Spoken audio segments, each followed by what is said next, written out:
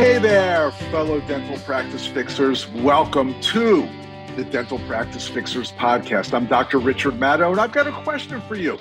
If somebody calls to cancel at the last minute, somebody calls in the morning to cancel their appointment, do you have a system or protocol in place to fill that cancellation 90% of the time? Do you? Well, you will after today's podcast, so I'm really excited about all this.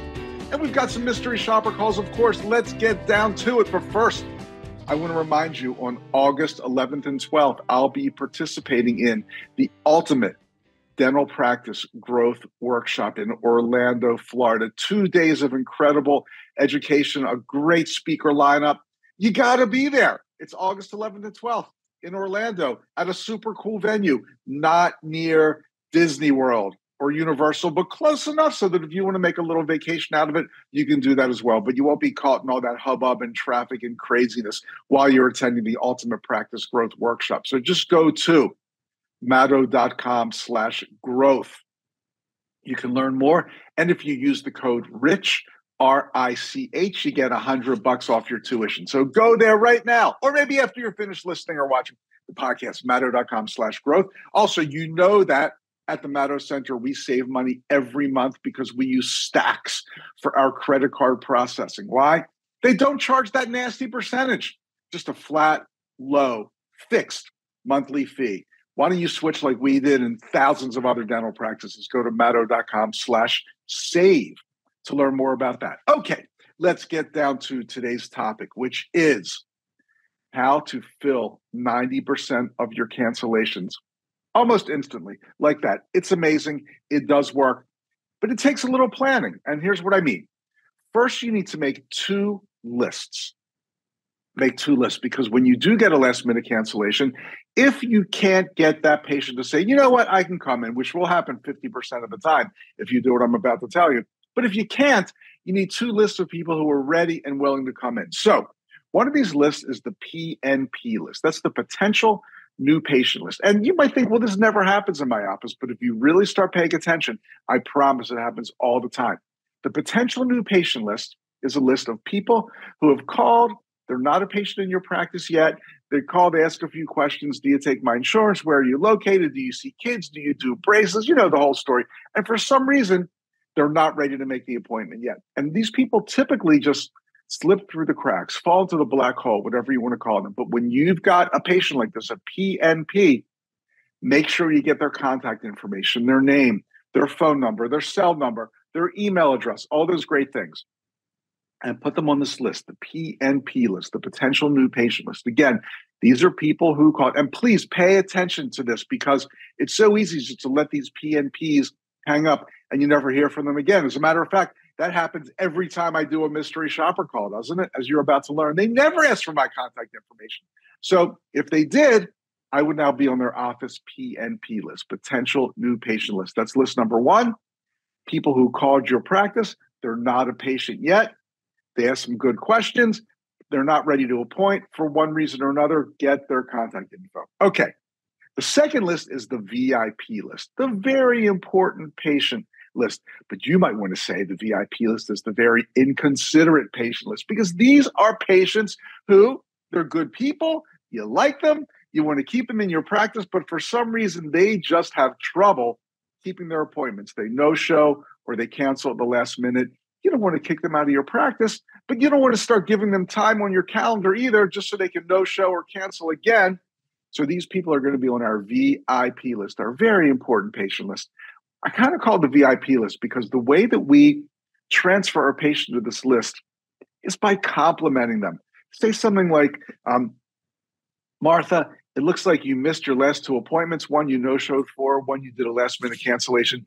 You must have a very busy schedule. That's a compliment, right? Everybody likes to think they're a super important person with a busy schedule, so we're going to give them a compliment. You must have a very busy schedule. So instead of giving you an appointment right now, we're going to put you on our VIP list.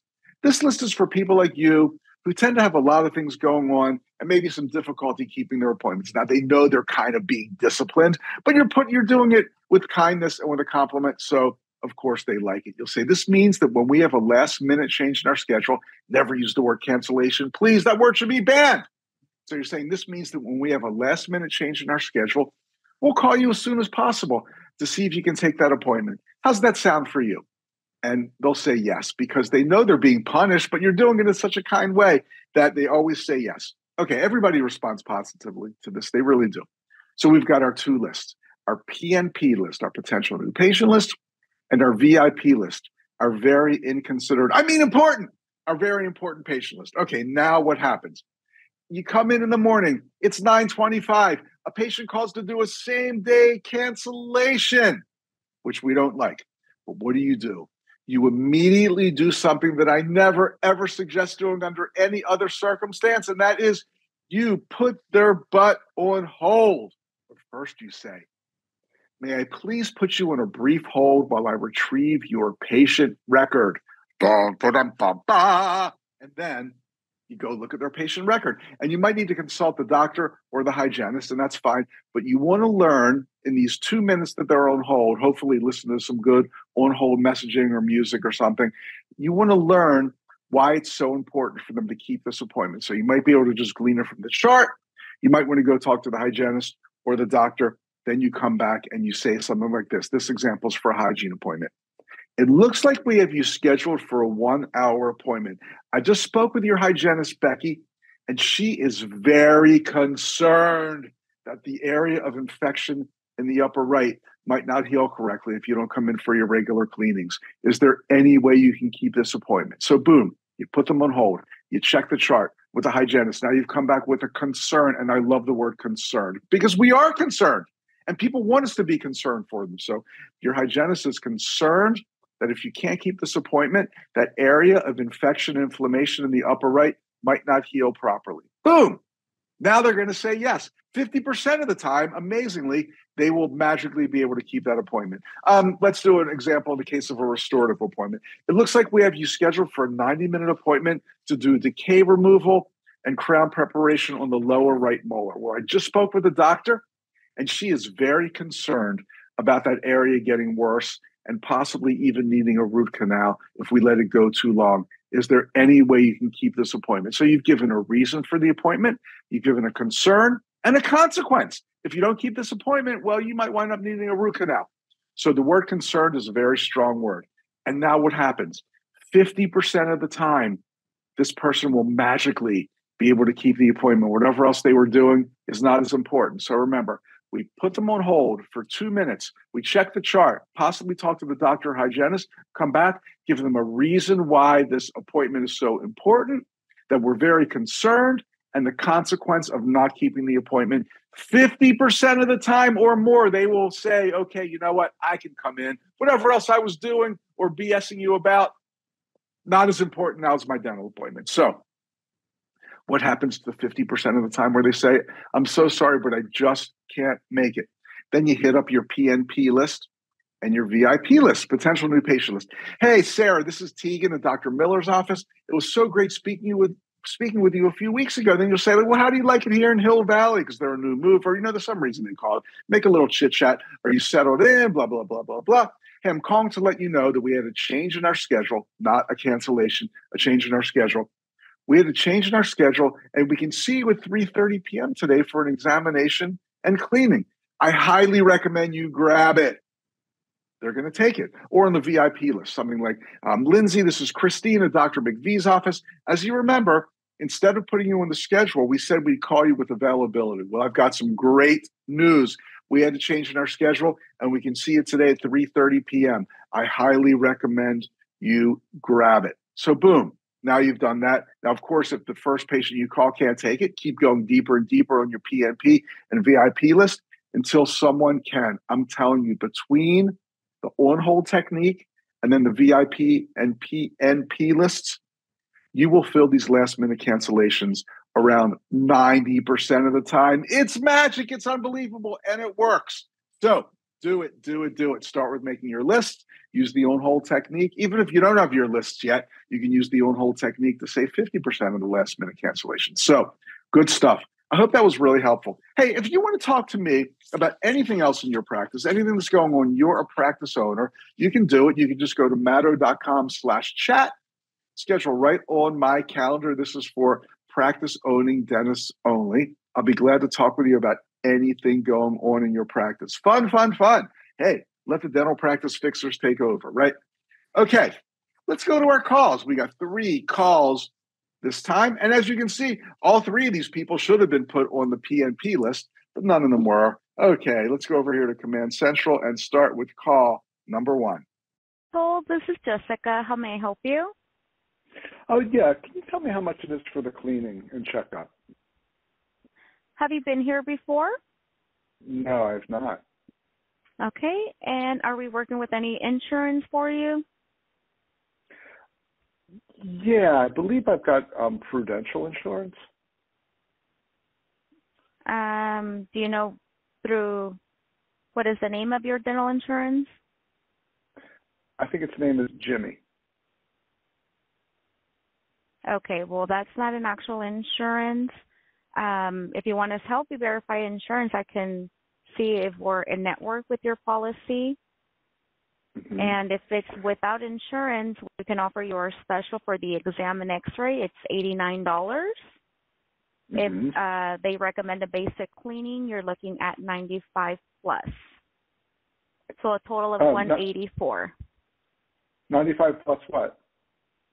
Plus the $89 for the exam and Oh, x-ray. got it.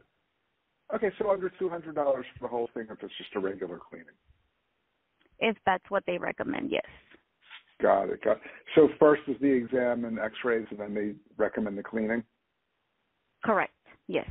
I see. Great. Well, thank you so much. You're welcome. Okay, bye. Thank you. Bye-bye. Thank you. Bye-bye. I tried to keep her on the phone as long as I could by just saying stupid things, but she would not offer the appointment no matter what I did. I love the way when she said, do you know the name of your insurance? I said, the name of it is Jimmy. She just was completely deadpan. No reaction at all. So again, this person calls the dental office, asks a few good questions. Do you take my insurance? How much is it cleaning? Whatever. No attempt to make an appointment. No attempt to put me on the PNP list that we all know about now. Wow. I'd say complete disaster. Well, not complete disaster because she was certainly nice and kind and all those things, but semi-disaster. Okay, let's do the next call. This call may be recorded. Ooh, scary. I love it when they record the calls. Thanks for calling dentistry. This is Bree. How can I help you? Hey, can you tell me how much it is for like a checkup and cleaning appointment? Without insurance? I'm not sure about my insurance, so sure. Let's see if I can figure it out without. Typically, if you have insurance and you haven't had it within the past year or so, the insurance normally covers it twice a year. But let me see without insurance.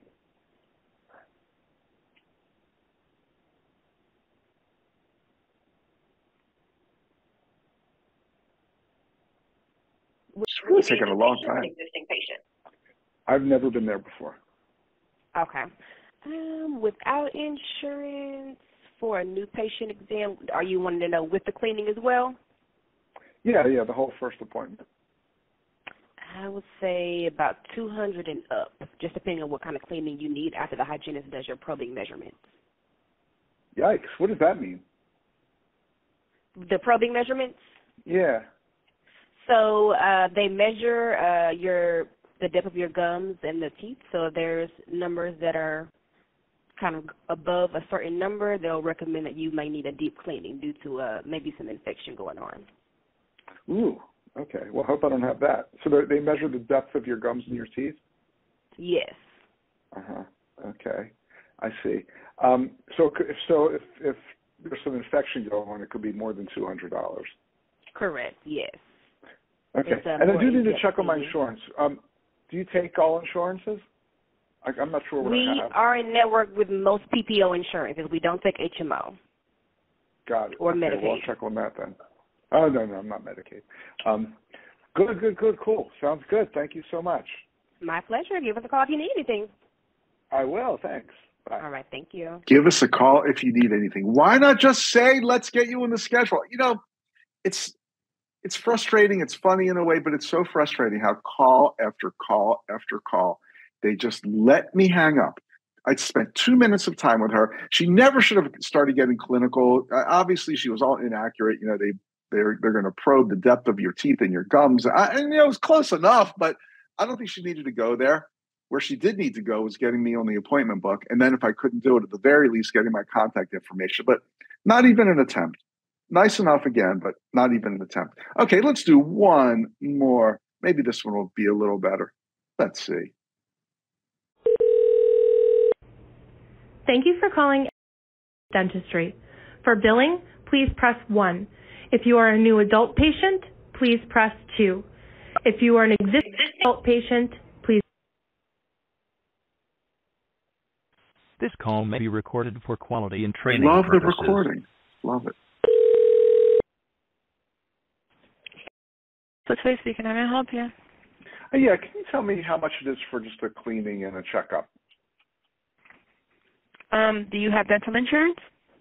I do. I have insurance. It's called Delta Dental. Oh, okay. So we are able to work. Is it the PPO plan? It might be. I'm not 100% sure. I don't have the card in front of me. That sounds familiar, though. Okay, so if it is the dental PPO plan, depending on the states we could work with it. It's just dependent on the states. Some states reimburse to the patient, and some states we can get the payment when we submit claims to them. It's just that I want you to know that. But if you want to check up and cleaning, depending on what type of cleaning that you might need, a normal cleaning is $158. That's for everything? No, that's just for the cleaning. For an exam, we would have to come in and go over that with the hygienist and the doctor. Would this be your first time in the office? Yes. Okay, so what we can do is schedule an appointment for you and then verify your insurance just to see that if we're able to work with it. And then we could schedule an appointment and you could come in and meet the doctor, and then we could go from there. Okay, what do you mean by some states? I mean, you said some states will reimburse. So, so if it's from a state like Georgia, Wyoming, Rhode Island, they'll pay to the office. If it's from New York, Pennsylvania, or one of those other states, then they will reimburse to the patient. Got it. So I have to pay you, and then I get reimbursed from the insurance company. Yes. Okay, but they might not reimburse the whole amount, or they will. It just depends on how much coverage that you have with them. Got it. Okay, well, thank you so much. You're welcome. Would you like to schedule an appointment? Not at this time, but thanks for asking. No problem. Okay, bye. Okay, she said, would you like to schedule an appointment at the end of the call? Now, as you know, it's not my favorite way of doing it. I prefer saying something like, we'd love to see you in our office. We could see you today at 3:30 p.m.